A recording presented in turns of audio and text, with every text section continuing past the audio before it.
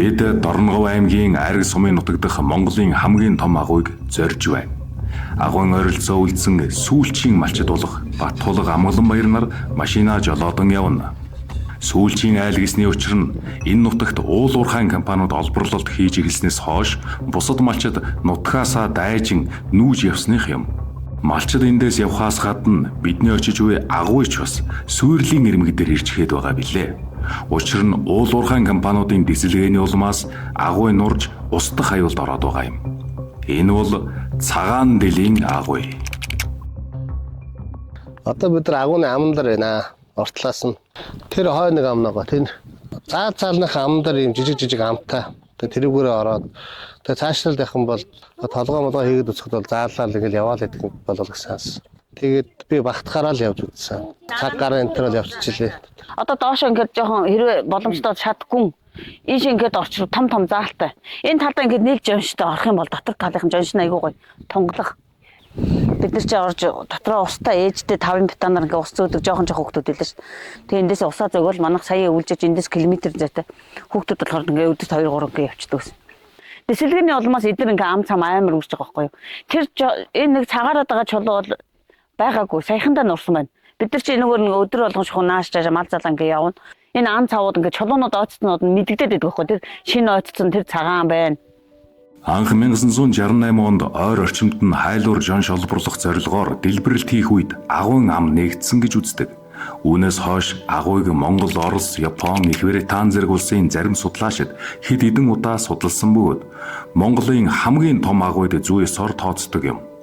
Цагаан дэлийн агуй нь газар дор нийт 1.2 км урт үргэлжлэх бөгөөд 53,000 м2 талбайг эзэлдэг гэсэн судалгаа бий.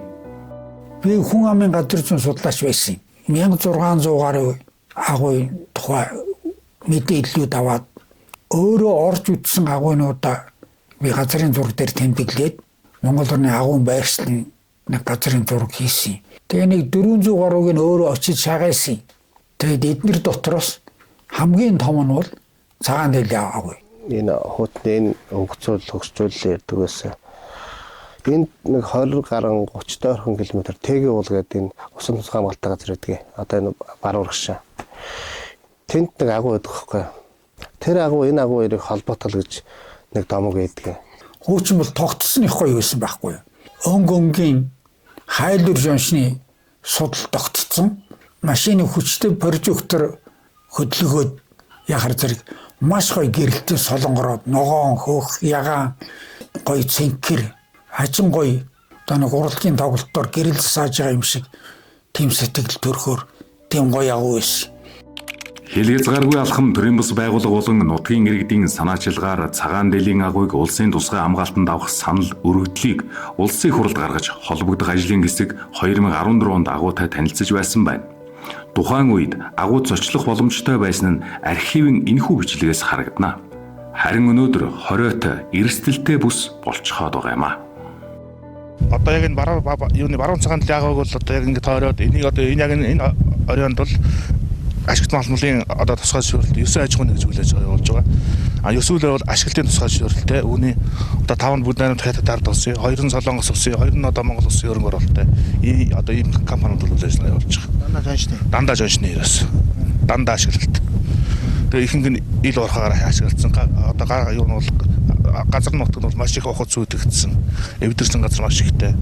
Тэгээ доороо бас нөөц ихтэй нөрөө бас. Тэгээ ингээ одоо бол ид олборлол ингээ явж байгаа юм газар байна. 2000 оноос эхлэн агуйн ойролцоо хуваарь жонш олборлагчид олборлолт явуулж эхэлснээр агуйд эвдрэл их үүссэн байна. Мөн хананд нь байсан 6 талд цагаан талстыг зөөж дуусгасан төдийгүй жоншигч их хэмжээгээр олборлохын тулд агуйн амыг хэд хэдэн удаа дэлбэлжээ. Энэ үл дээрээс Монгол улсад одоо бас энэ байгалийн үзэсгэлэнт газар явагдав. Байгалийн нөөц газраар англиар улсын тусгай хамгаалтанд бүртгэх ёстой газруудыг нэгээд гэж би ингэж бодож явдаа. Энийг яаралтай улсын тусгай хамгаалтанд авах шаардлагатай. Энэ бол дахин давтагдахгүй энэ байгалийн өөр үзэнд тогтсон байгаа юм. Жонш олборлагчид агуу руу гар дүрсэн хэдий ч нөхөн сэргэх боломжтой. Агуйн амнаас 55 м-ийн гүнд тунгалаг устай жижиг нуур бий. Хэдэн мянган жилийн турш тогтсон мөсөн танхимууд бий. Кальцид хайлуур жоншиг эрдсийн өрмөц тастууд бий. Мөсөн дотоц танхимуудын талаар судлаачид тэмдэглэсэн байдаг. Эрдэнэ амьтдын яс хадгалагдсан ч байж болцсошгүй. Дэлхийн шинжлэх ухаанд ийм газруудыг зөвхөн агуу гэж үздэггүй. Байгаль эхийн хэдэн мянган жилийн турш хөтөлсөн түүхийн дэвтэр, газрын доорх уур амьсгалын лаборатори, урт хугацааны мэдээллийн сан гэж үздэг. Өөрөөр хэлбэл цагаан дэл бол хүн төрлөختний өмч юм. Гэтэл энэ агуйн сүүлчийн манаач нь Малчин Батулгынх сүүлийн харуулын цэг нь нутгийн энэ шүтэн аваа болж үлджээ. За бид дахиж шүтдэг овоо байгаамаа манай энд. Энэ овоонд ирж бид нөгөө сүүл цайныхаа дэжиг өргөдөг. Тэгтэл энэ овоогийн тактик хайрхны маань ингээд компаниуд ингээд ухчихсан. Хажуу талаас нь ингээд бөөрийн аваа хийсэн юм шиг ингээд талын аваа хийчихсэн. Энэ компани манай энэ тактик хайрхын агуу маань ингээд энэ 200 м-ийн зүүн талд усын тусгай хамгаалалттай нөгөө Монголын цагаан дэлхийн хамгийн урт агууч энэ тэр харагдаж байна. Тэгээ манайхыг тойрс одоо энэ дээрээс харахад ингээд бүх уурхаанууд манайхыг тойрж байгаа байхгүй юу? Манайх яг салхинд орно ингээд. Тэр таалж зүү хойдлоосоо ингэсэн манай хаваржаа бас тэр энэ нэг өндрийн цаана байгаа. Энэ хар амбар харагдаад байгаагийн энд. Тэр мал байгаагийн тэнд манай хаварж байгаа байхгүй юу? Ингээ хаваржаа үлжээ хоёр маань хоёулаа салхинд орно гэдэг энэ уурхаануудын дор. Агуунаасаа манайх яг километр өдөө. Салхинд дэд талдаа гэхэд Алтан бараг, MCDD, Домполомо, Дугуй уул гэсэн ингээд дөрвөн юу байгаа байхгүй компани яг баруун хойдлоосаа ингээд. Энэ зүүн хойд талдаа болохоор Eklation, Талт бурхан, Мөнх болор хүрээ, Дугуй уул. Талт бурхын хоёр байдаг. Хүрээ дэлгээ цаана нэг компани бас байгаа. Ингээ 9 болоод байгаа байхгүй юу? 9 уурхай. Тэг бүгд яг салхин дээрээс зуны цагт бол бүр хэцүү. Бүгд яг хамгийн ойрхон ихэд хараа гадаа байна. Энийг л одоо арай зайтай гэхэд л энэ километр хүрэхгүйс манахаас ингээд яг чигээр явахаар эдний энэ цэгэн дээрээс манах 800 м л. Одоо энэ агуугаас хэдэн метрийн танаа авах гэж байна? Одоо манайгаас ч одоо хэдийн бэ? 2 3 байгаа юу? Танаа 2.1 гэдэг байна. Тийм л байгаа. Манай энэ уурхаад ерөөсөө тэсэлгээний метр бол нэг ширгэлдэг уурхай. Ер нь КТ бол. Өөрөөр нь бол 2000 он 3 оноос хойш бол ер нь агууг тойроод агууг бол ер нь энэ жанраар их ухсан шүү дээ. Ер нь бол ганц айргийн ард түмэн ихгүй өвөө олон ард түмэн хэдэн мянгаараа эн чинь байдаг байсан юм чинь. Нэр хийгээл ард юм дуурах шиг болсон чил чулуу хорон гэл ардл нь орж байгаа юм чинь сарвчин дээрээс ингээл орж ирэл. Тэгэл би уланаа л гээл арилаад тэгэл гарт Би нөгөө харддаг нөгөө цаашаа гартал нөгөө сарвчин бүр ингээл юу хийхин дург ардл ингээл тоосроод ирж байгаа юм чинь. Тэр гэрт бол амар чичирсэн гэдэг байхгүй. Гадаа байсан хүмүүс мал нь шууд үргээд аваа явцсан. Гадаа байсан хүмүүс нь болохоор ердөө яг доороо л унтсан ердөө. Олон баалын газар хоошоо унах шиг болсон бүгдээрээ. гэр мэр чинь бүр. Тэгэл тэрнээс хойш ингээл зүрхтээсэл хоёул очиж хэлийгээл. Тэгээ компани дээр нь очиод хэлэнгүүт чи юу одоо манайх төслээгүү гэл. Яг тухайн үедээ төслээгүү гэдэг байхгүй юу? Тэнгүүт нь сумруу мэдэгдээд. За энд ингээд манайх эдэн сарын өдний өдөр ингээд төслэгээгээд манай хороо ингээд нуусаа одоо газар дээр нь очиод үзээдгээ. Тэгээд нөгөө ажлын хэсэг гарч ирээд нөгөө төслэгээгийнх нь компани дээр очиод бичгээрэмтэн үзэхэд цаг минуттайгаа яг таарч байгаа байхгүй юу? Цагаан дэлхийн агуй дотроо юу тээж, юу туулж явааг энэ айлын амьдрал бэлхэн хилээд өгнө. Батулгын эхнэр Амгаланбаяр энэ нутагт төрсөн. Түүний аав 1993 онд морин тэргээр чулуу зөөж өвлжөөнийхөө хашаа хороог өөрөө босгожээ. 3 гар худаг энэ нутагт гаргаж байсан байна. Гэтэл уурхай нэгснээс хойш одоо 25 км-ийн зайнаас усаа зөөдөг болжээ. Худгаас гадна малын жим нь хаагдаж бэлчээр нь хомигдсон. Уурхайн тээврээс үүдсэн тоосчлд ноолуурын чаналд нөлөөлдөг болсон. Бүр малаас нь хүнд металлын хор хүртэл илэрч байсан байна. Сүү сайлны тухай ярих ямар ч боломжгүй болжээ.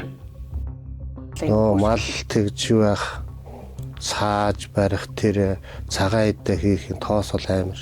Өхөр мөхөр авчираа саанд хуучин зэллээ тугал муглаа ялган болгон гэсэн ойлголт одоо бол байхгүй болсон. Ямаагаа олбсаадаг, аруулаа бүх юм хийчдэг. 16-7 оноос хойш бол тэр бүр хомогдож ирж байна. Иш нөхрөө шавхт дээр ороод өгчдөг.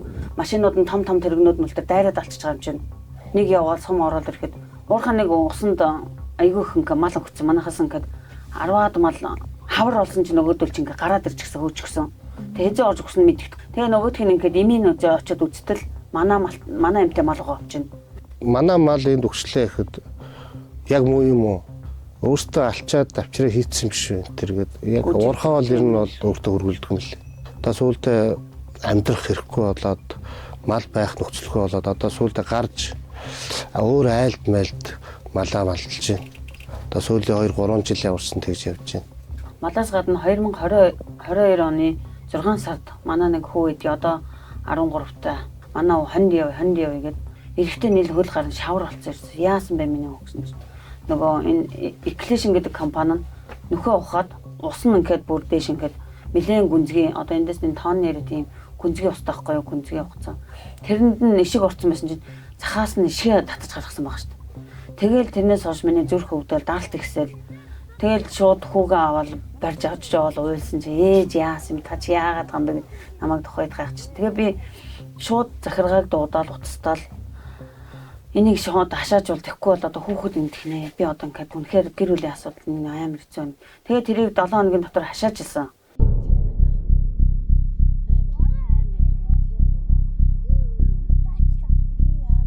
Цагаан дилийн агуу орчимд өмнө нь 20 гаруй малчин айл нутгалдаг байжээ. Харин өнөөдөр Баттулгынхэл уурхайн карьеруудын дунд ганцаараа үлдээд байгаа юм. Сүүлийн 20 жил нутгаа сахиж үлдэхийн тулд юу үзэж туулсныг энд амьдардаггүй хүмүүс мэдэхгүй. Нүүгээд нутгаан алдах уу, үлдээд амиан алдах уу гэсэн асуултаа өдөр хоногуд өнгөрдөг байна. Шөнө орой арх марх авчирна. Арх авчирнгуудаа уухгүй гэдэг нь өөртөө уун зодолтно. Ямар тооронц байхгүй шаа согтуу тэр хоо гэдэг машиныг барьцсан өрдөө үүдэн дээр тулж ир тооромдох нөгөөх нь зогсохгүй ингээд би тэгээд нэг юм гүүж мууж нөгөөдгийг барьж аваад аль компани хүн бай юу бай гэдэг компанийн дуудаад тэгээд тэрийг би бүгдийг нэртээ устдаа бүх хүмүүсийн би нэртээ устдаа нөгжсэн. Энэ замаа араараа малаа харч игээд арийнхаа агууны замаар явж идэл намайг 9988 гэсэн нэг том жип туугаад эхлээд гэрлээрээ дохиод би туунж гэж санаанд ороогүй. Гэрлээрээ дохиод хань харчаал за натаал уулзах гэдэг юм байлгүйгээд зогсдол хайнганд сигнал дарж ирэл ингээд хошуулдаж ирэл намайг машины маань ингээд зогс. Тэгээд би тухай дээр ингээд зүрх төгтөгдөг араас ингээд сигналдал үүзээгөө сигнал дараал гэрлээ ингээд харж эмхтэн хүн айд юм бил сандраал за ингэж байгаа нөгөө энэ чи бас нэг мотоциклээр даруулах гэж байсан болохоор за намайг бас их гэж байгаа юм байх гэж бодлоо хайлт утсан дээр юм бичээл намайг ийм машин туугаад дэшүү ингээд дэшүү хэрвээ намайг ямар нэг юм болоод энэ хүн холбоотой шүү гэж би ингээд хайлт биччихэл уцаа суудлан дагуур нуугаал тэгэл нөгөө хүнийг зогсонгууд цагдаа одоо удлаа шүү гэжээж би тэр хүнээс мултарч чана тэр хүн тэгвэл намайг явуултан хоргоогод байгаа юм чинь одоо манай энэ хүн одоо нойлын цаадар гараал энэ төр ухаад тахлаар би очиод чи одоо мал хар төлдөд очсон чи хайш юм би жижиг чи одоо сумынхын засаг тогсоочод очсон чи яагаад зогсохгүй байгаа юм бэ гэсэн чинь айраг сумч миний газар штэ яг тэр бол таг хужаа юм байлаа зүгээр жоохон монгол хэлтэй хүн ингээл гэрдээ төс хэдлэн чолоо шидэн 2 өнгөрөөгөл 3 ялдаад тэгээ бид хэд чи мал залдаа явахдаа усандаа явахдаа нэг малд явсан чи бүгдээрээ бөөнөр явдаг байхгүй юу нэг хүүхдээ тэгээд ер нь бол тэгэл хүний занаанд л орд юм лээ дөө. Тэгэл яг л нэг хашигдсан нэрээ шоронд байгаа юм шиг хаяад. Одоо өөрөөгөө бодлоо. Энд ингээ хон явж идэл нэг хэсэг мал нь тасраад одоо тэр цаатлын атгуулын тэнд явж ивэл яаж авчрах вэ? Энийг тойрохын тулд бүгдэн тойроо дотороор нь ороо тэгээ тэрийг ингээд нөхүүдийн тойрж гаргаж ирэх байхгүй юу? Энэ хооронд ямар их цаг хугацаа орж бензин тас гарддаг явах вэ? Өнөөдөр цагаан дилийн агуйг үндсэндээ төр биш ганц айл хамгаалж байна. Гэхдээ өнгөрсөн хугацаанд төрөөс цагаан дилийн агуйг хамгаалах орлого огт хийгээгүйш хийсэн. Бүр 3 удаа хамгаалтанд авсан юм. Анх 2006 онд сум, дараа нь 2011 онд аймаг, эцэст нь 2019 онд улсын хурлын тогтоолоор улсын тусгай хамгаалтанд авсан. Энэ бүх хугацаанд нутгийн иргэд эртний нийгмийн байгууллагууд их хүчин чармаалт гаргаж байв. Гэвч төр ийхүү хамгаалтанд авсан шийдвэр нь өмнө нь олгосон өөр шийдвэртэйгээ зөрчилдсөөр. 2009 онд анх 363 га газрыг тусгай хамгаалтанд авч хашаажуулахаас өмнө 2000 оны ихэрл энэ лиценз олгогдсон байсан гэсэн үг. 2015 оноос бид нар энэ нутгийн иргэдтэйгээ нийлээд энэ цагаан дилийн агуйг улсын тусгай хамгаалтанд авахгүйя гэдэг нөлөөлөл ажил хийсэн. Тэгэнгүүт компаниуд чинь манай лицензийг авсны дараагаар улсын тусгай хамгаалтанд авч байгаа учраас бид нар төрөөс нөхөн төлбөр авах асуудал ярьж эхэлж байгаа байхгүй гэж яриад эхэлж байгаа. Аливаа зүйлөөр хууль тогтоомжийн зохицуултын хүрээлэл явна шүү дээ. Тэгээд яаж юм гэхээр өнөөдөр яг амьдрал дээр бол орон нутгийн түвшинд энийг туслах эрх мэдэл байхгүй шүү. Ганцхан цуцлдаг субъект нь ашигт матамлын газар л байхгүй юу? Тэгэхээр бидний зүйлээс энийг цуцлуулах санаасаа яваагүй ш явсан. Ерөөсөн төр засгийн ямар л энэ дээр анхаарал тавьж явах ёстой, чиг үүр нь хуваарлагдсан, хуулийн дээр бичигдсэн бүх талуудад хандсан. Хүний эрхийн үндэсний конвенцийг бие дарж байгааг энэ газар дээр навч ажилуулсан. Дараа хэдэн жилийн дараагаар дахиад тэдний байгууллагыг авчирч ирсэн. За аймгаас хүмүүс ирж ирсэн. Уул уурхай ям, ашиг малмалтын газар гэдэг бүхэл газрын хүмүүс яг энэ газар дээр навчиж үзүүлээд ингэж болов ажилуулж байсан. Тэгээд ерөөс үр дүн гардаггүй. 2014 онд намайг багийн иргэдийн нийтийн урлагийн дарга байхад айгүй шаардлага тавьжсэн байхгүй юу. Тэгээд тухайн үед бол айгүй нэлээд шаардлага тавьчлаа гэсэн чинь одоо бодоход айгүй энгийн зүгээр л тэр уурхаанууд хийж болох шаардлагуудыг тавьсан байгаа байхгүй юу. Тэгэхэд одоо тэр шаардлагуудаа огт биелүүлээгүй. Тэгээ одоо энэ 6 сарын 15-нд бас байгаль орчны нөлөөлөх байдлын үнэлгээ хэлгэнэ гэд байж байгаа. Тэрэнд бүр гайхаж байна. Тэр шаардлагуудаа биелүүлээгүй байж дахиад нөлөөлийн үнэлгээ авах гээд байгаа нь одоо ард иргэдийг засаг захиргааг энэ айраг сумынхныг ер нь доромжилж штэ. За 2014 онд бид нар соёлын өвийн тухай хуультай болсон Монгол улс соёлын өвийн тухай хуулиар явах гэсэн зэрэг уул уурхайн ашиглалтын болон хайгуулын одоо лицензийг авахын өмнө талд заавал тэр тухайн одоо компани нь геологийн судалгаа, археологийн судалгаа, угсаатны судалгаа гэсэн ийм 3 судалгаа хийлгэж дүгнэлт гаргуул зөвшөөрөл авсан байх ёстой.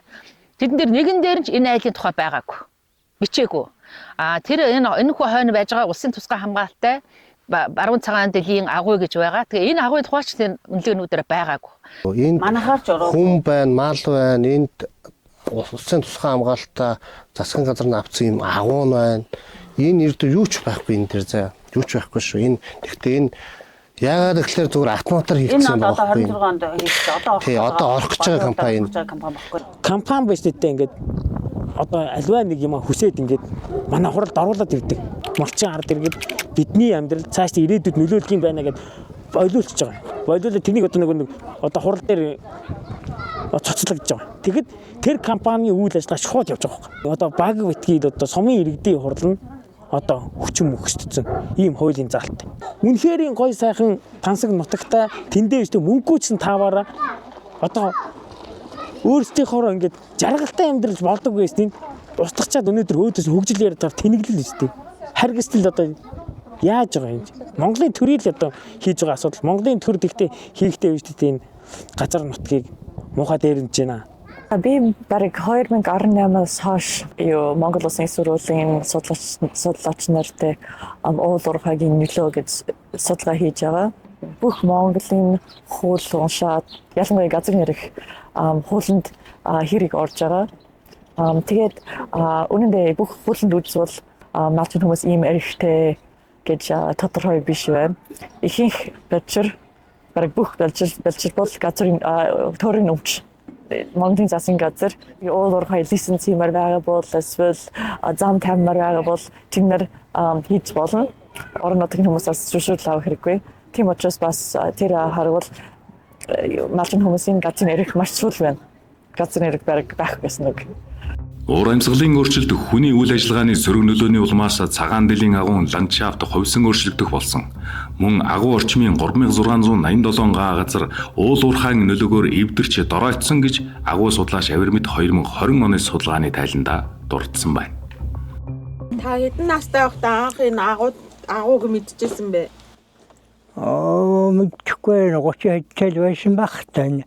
Бяран хатааны энэ штэ. Одоо бол ер нь ойртох газар байгаа ч юм уу хаагуурлууд шараагоор ашаа хийсэн байдаг шүү дээ. Миний мэд 98 онд ургадаг байсан хазар гэдэг ургамал ердөө дахиж ургахгүй байгаа юм. Тэгээ аг гашунгээд манай энэ хунаагуурч гисэн зөндөө лэнтэй ургадаг байсан тэр ургамал бол байхгүй. Энэ бэлчээрийн дахалтыг багасгахын тулд худгуудыг нэмжих ёстой шүү дээ. Худаг бол харьцангуй хямдхан шүү дээ. Унгарчууд биднэрт хэдэн 10,000 худаг гаргаад өглөө. Сайхан тоноглоод өглөө. Бүгдийн төрбө хоолойг хятад руу зөөгөөд ингээд яасан шүү дээ. Худаг цөөрөд ирэхээр зэрэг нөгөө цөөн үлдсэн худаг дээрээ мал овоороод багшраад тэгээ худаг орчны газрууд одоо зөвхөн нэг тоос л болцсон байгаа шүү дээ. Малын хөлөөр.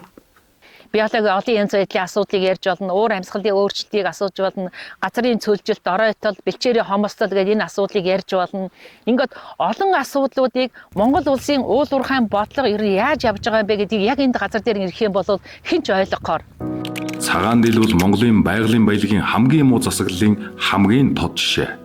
Энд зөвхөн агуу сүдэх эрсдэл үүсээгүй, соёлын өв, байгалийн өв, нүүдэлчдийн уламжлалт, мал аж ахуй, бэлчээр, газрын эрх, хүний эрхийг нэг бодлогоор авч үзэж чадаагүй төрийн институцийн сул тал гарчээ. Энэ нь зөвхөн цагаан дэл тохиолдсон явдал биш. Маргааш өөр газар давтагдаж болох тогтолцооны гажуудал гэдгийг хэл хязгааргүй алхам төрийн бас байгууллага онцолж байна. Тиймдээж хэл хязгааргүй алхам төрийн бас байгууллага 16 жилийн өмнө анх энэ нутагт ирж бичил уурхаачд чиглэсэн сургалт хийж эхэлжээ. Үүнээс хойш нутгийн иргэд, малчид, уул уурхайн компаниуд төр зэрэг олон талыг уулзуулж сургалт мэдээлэлээр хангаж ирсэн байна. Үндсэндээ төрийн хийж чадаагүй тэр орон зайг нөхөхөөр ажиллаж байгаа юм аа. Монгол улсад бол ерөөсөө нийгмийн нөлөөлөмөл гэдэг нь бол хийдгүй юм байна, хийх эрх зүйн орчин бол байхгүй юм байна. Тэр эрх зүйн орчноо засгийн газар бүрдүүлээгүй юм байна. Энэ хооронд манай байгууллага нөлөөллийн ажлыг бол хийлээ. За ингэж явсаар яжгаад 13 жилийн дараа засгийн газрын 374-ийг 58 дугаар тогтоол болгож өөрчилсөн. За юу гэхээр зэрэг амжиргаа, өрхийн орлого, сэтгэл санаа, итгэл үнэмшил, соёл уламжлал, за тэгээ зан заншил, гендер гэд ингээд нийтдээ 9 үзүүлэлтийг бол тэнд оруулж чадсан.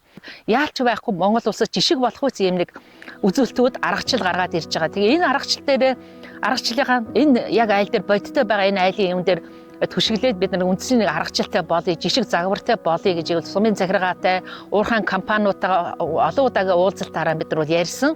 Ингээд бол жишг болох гэдэг ингээ явж байгаа. Ийхүү жишг үнэлгээ бий болсноор зөвхөн Батулгын гэр бүлээр зогсохгүй. Ийм нөхцөлд байгаа мянган малчтад тус нэмэр болох юм.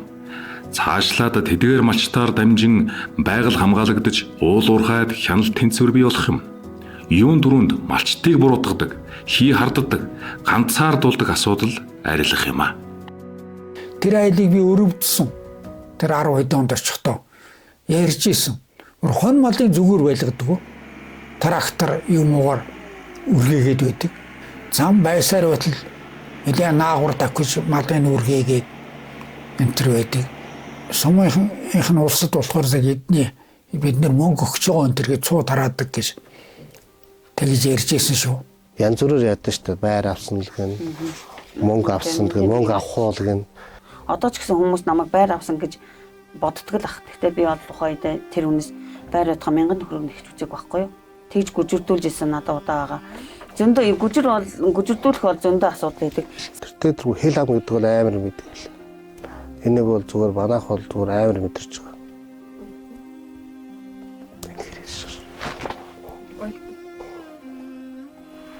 Тухайлбал өдөр шөнөгөө одоо ингээл голдоо би нэг сонио нэргүй хүчэйгөө тусна. Одоо ингээл зүгээр даалт ихсэл 200 хүрэл 180 хүрэл тэгэл эмнэлэгт очиод яхаар даалт ихсэн маань ингээ буулгах тарай мараа ингээ хийлгчээл орой нэрэл дахиад өгсөд байна. Яагаад байгаа учир нь олдохгүй. Тэгээд нэг 7 хоног лам амд ингээд явж ирчээл энэ уул аваан дээр очиод юм өргөчээл тэгээд аваа гайгүй болоод ижидэн гол дахиад нэг сонин ингээд гар мар ингээд би энэ гараа гэхэд 3 удаа хаглуулад бүр нэгдүгээр эмнэлэг дээр очиж ингээд тайруулахаар болж исэн байхгүй бүр. Тэгээ энэ яасан гээд бас ламаар явсан. Уул аманда юм орог юугаа яа. Дандаа хэл амны юм байна гээд. Тэгээ энэ аван дээр ярилцсан нэрэ залбираал нэрэ сунж мөргөөд ингээд. Тэгээ энэ гар маань гартайгаа үлдээд ингээд. Одоо манай нөгөө уул авааны томын доолдох гээд одоо 8 дугаар ангийн хүүхэд байгаа. Яг энэ гадаа даагнаас дааган даруулаад хүүгээ алдчихсан. Тэгээд өстой сайн эмчийн буйнд өстой. Тэгээд сайн залбирч явсны сайн хүн амтнд үзүүлснэх одоо сайхан босоод ирсэн. Бас шантрах галах юм бэл ер нь бол. Гэтэ тэр үуч дахиад саяхан бас 2 мориноос очоод энд гадаа гэрийнхээ гадаа ижил эндээ. Тэг яагаад ингээд хүүхд эндэх гээд ингээд бүр айлгаад исэн чарам. Энэ уурхайн хүмүүс энэ тэнд авчирсан. Хондор ном уншуулад энэ удаа шиг ингээд улаан юм цацуулсан юм баггүй өргөсөн байсан би тухай үедээ. Тэгээ би хинтээ яваад ном уншуулчаад ирсэн чинь хүүе саяхан танаад амар том юм ийдсэн байж тээ гэл. Тэгээд харин тэр үнээр аргалуулсан тулдаа сая миний мөнгө өстэй гайг. Тэрнээс дахиад бүр чөдөртөө морин доор нь орчиж байгаа юм. Ер нь тэгэл тэг хүн хүүхдээ болчихсон. сэтгэл. дахиад энд авчрахгүй гэсэн тэгэл яагаад чи. Тэгэл янз бүрийн Суман дээр үлдээж өвчин, соёл аваад зүгээр нэргүй өвчин гэж янз бүрийн хүнд тэр нэг тохиолдох юм бол маш гол нь хүүхдрүүл битээ ороод салгаж чаддаг. Бид нар ч яг өөрсдөө. Global Witness байгууллагын тайланд дурдсанаар 2012 оноос хойш дэлхийд даяар газар нутаг байгаль орчныг хамгаалсан 2253 хүн амь өргөцсөн байна. Энэхүү судалгаанд уул уурхай нь хүчирхийлэлтэй хамгийн их холбогддог салбаруудын нэг гэж дурдсан байдаг. 2020 онд Австралийн Пилбара мужид орших 46 мянган жилийн настай Жокан Горжийн агуйн ойролцоо Rio Tinto компани дисэлгээ хийж тус агуй устж дэлхийд даяар шууган тарьсан юм. Австралийн Сенатаас шалгалт хийсэн. Энэ бол соёлын үеийн эсрэг үйлдсэн уул уурхайн хамгийн том дуулиануудын тун саяхны жишээ. Цагаан дэлд яг л ийм байдал үүсэж байгаа билээ. Хүний эрхийн нэг олон улсын байгууллага анзаарсан байлээ. Тэгээ анзаараад Ирландд болсон эмэгтэй хүний эрх хамгаалагчны олон улсын хуралд мань нөхөр явсан. Энэ эмэгтэй явсан. Яваад ирэхдээ маш итгэл үнэмштэй болоод ирсэн байсан. Тэрний өмнө талд болохоор би ерөөсө болидо ерөөсө ингэ тэмцээд ингээд байхаар би л хохироод үлдэх юм байна. Би ганцаараа ад үзэгдээд байх юм байна. Ерөөсө болиё гэдэг юмтай болцсон байсан чинь тэр Ирландд болсон олон улсын хурал явж ирэхдээ бүр юу над шиг хүн чинь дэлхийгээр нэг байдсан юм байна. Энэ байгалийн нөөц гэдэг чинь ерөөсөө энэ бизнес хийхний булаадаг ийм талбар болд юм байна. Дунд нь яг энэ уугуул эргээд тэгээ эмэгтэйчүүд бол хамгийн их одоо ингэж хохирч үлддэг. Илүү ингэ дабл одоо хохирлыг авч идэв юм байна. Би ерөөсөө тууштай явна гэдэг ийм итгэл үнэмштэй болоод ирсэн байсан. Манай ээж юуныхаа талаар нутаг усныхаа талаар айгүй их тэмцдэг байсан тухай те. Бид нэр дөнгөж сууж залуу байсан үедээ ээжийг ингээл уурхай хүмүүстэй муудаад явахаар би ээжгээ яах гээд ингээ хэрүүл хийгээд идэндээ болооч гээл тухай үедээ ээжийг тэгдэг байсан. Тэгээ ээж маань их стресснээ хоёулаа 15 онд 3 сарын зайтай өнгөрчихсөн. Манай аав хоёр 25 дор болсон. Тэгээд ээжигээ тухай үед тэгдэг байсан. Тэр одоо өөр дээр ирээл ингээл уурхай ингээл надад яг бидэд энэ хонхортой ингээ байгаад ирсэн чил юу ээжигээ одоо л би амар өрөвдөж яах гээд ээжигээ тэр үед нь дэмжиж явах. Тэр үед хууль мойл айгуу сул мэдгүй засаг захиргаад манай ээж удаа дараалжсэн. Аав ээжигээ алдсан хэдий ч үйл хэргийг нь үргэлжлүүлэх хүсэл хүнд хүчтэнхээ өгдөг болов. Тиймдээч Амгаланбаяр Айраг нутгийн эзэд төрөмс байгууллагыг байгуулан тэргүүнээр нь ажиллаж байгаль хамгаалагч, хүний эрх хамгаалагч ботлоо тууштай зүтгэж яваа бизээ. Гэтэл манад ийм хүмүүсээ хамгаалж дэмжих нь битгий хэл төрөнч тэр, иргэдэнч тэр ганцхан зүйл хэлдэг. Зүгээр л нүүгээд явчихж болдоггүй юм уу гэж. Тий. Одоо угсаа аваад нүгэ явчихна үстэй. Эсвэл нүгэл холчихно үстэй. Яг ийм юм бодоод байгаа байхгүй юу? Хэрв тэр хүмүүс яг гадаа нь очих юм бол тэгж нүлээ юу? Үгүй л байхгүй юу? Тэгээ тэр нүгэ хаа явчих юм? Шууд ингээд чигээрээ тэнэг юм шиг тэмцэж явсан бид хоёр л ах шиг. Нодлонгийн 7 сард болсон. Тэгээ буруу энэ төлөө тэмцээгүй юм чинь бид нар зоригтой байдаг яадаг. Одоо мөнгөн дээр бүх юмыг шийдэх. Энэ нэг юм байгаа байхгүй. Мөнгө биш байхгүй ер нь бол. Одоо манайх энд байж тээ. Одоо бидний энд одоо ингээд нэг 10 хэдэн жилийн одоо ингээд тэмцлээд малаад ингээд байж штэ. Энэ уул уурхаануудын гортгийн хүртэл бид нар мэддэг байсан. Илүү тавхгүй шүү. Тэгээ ердөө наашаа гიშгэлдэг байсан. Тэгээд одоо ингээд манайхаас урагшаа ингээд зөндөө лиценз байгаа. Ингээд шууд XK гараад яваал ингээд очингууд хаа очин бид төрөл очин тэрийг бид төрөл зогсоож байгаа байхгүй. Бүгдэнд нь мэдгдэл наацсан гэл. Бид нар байхгүй бол энэ тэгэл дуусаа. Бид нар айлэр туусчих гэсэн энэ угаасаа өнөөдөр хүртэл бид нар ингээд байж л энэ угаасаа тэгэл. Хэрвээ энэ одоо малчин айлынд байхгүй нүгэд явчих юм болов те тэгсэн хэдэн жилийн өмнө нүүж боломжууд байсан эднэр одоо залхаал нүгээр явах юм байгадаг шүү те ингээд нүг явсан байсан бол энэ агуйч байхгүй энэ өвлжөөний газар ч байхгүй ийм л болох байсан. Тэгэхээр зэрэг энэ агуйг өнөөдөр энэ зиндаанд байлгаж байгаа нэг сайнч мууч эн чинь нэг хүн байгаад хүний эрхийн хамгаалагч тэгээд олон талын хүмүүстэй холбогдож байна. Манай байгууллагатай холбогдож байна. Хүний эрхийн комисстэй яамтай ингээ холбогддог. Ийм утсан мөшөр яриад мэдээлэл өгдөг, шүгэл үлээч энэ нутгаа хамгаалдаг эзэн хүний хувьд байгаа учраас энэ бол агуу бас арай нэг дураараа ингээ дайраад орчихгүй нэг ийм байдалтай өнөөдөр бол хадгалагдаж байна. Хэрвээ энэ айл ингээ нүгөд явах юм бол улсын тусгай хамгаалалтай байгалийн дурсгалт газарт авсан Монголын хамгийн гүн гэж байгаа хамгийн урт гэж байгаа энэ бүрэн судлагдаагүй агуу бол улсын тусгай хамгаалалт орсны нэмэр байхгүй хамгаалж чадахгүй болно л гэсэн үг. Бат тулгын хул цагаан дэлийн агуун хамгийн ойрын гэрж хамгаалагч мөн. Гэхдээ ганцхан манай тэмцэл байгаагүй гэж тэд хэлдэг юм. Орон нутгийн иргэд, малчид, төрийн болон төрийн бас байгууллагын олон зүтгэлнүүдийн хүч хөдөлмөр бий. Сум, аймгийн болоод улсын тусгай хамгаалтанд авах хүртэл олон хүний олон жилийн идэвх зүтгэл орсон. Цаашлаад хамгаалагцсан газрын хөлийг улам өргөсгөх, бүр ЮНЕСКОд хүртэл бүртгүүлэхийг үгүйсэхгүй. Эхний ээлжинд Дорногов аймгийн 9 гайхамшигын нэгээр тодруулсан байна.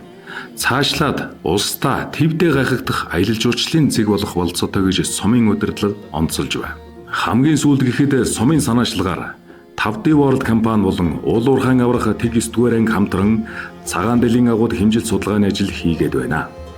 Цагаан дэлийн агуу нь хизээч дахин давтагдшгүй ховор сонин тогтоц үхий байгалийн үнэт дурсгал манай улсад толдоод байгаа хамгийн том, хамгийн урт агуу билээ.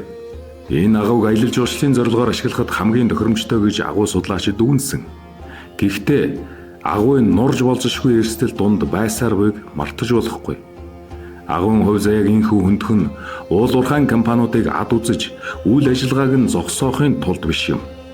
Харин Монгол төрийн бодлогууд өөр хоорондоо зөрчилдөхгүй байх. Уулуурхай ба нүүдлийн соёл, байгалийн өв, нутгийн иргэдийн оршихуй, хөгжлийн асуудлыг ухаалаг зохицуулах ёстойг харуулсан бодит жишээг бид Дорногов аймгийн Айраг сумаас соруулжиллаа.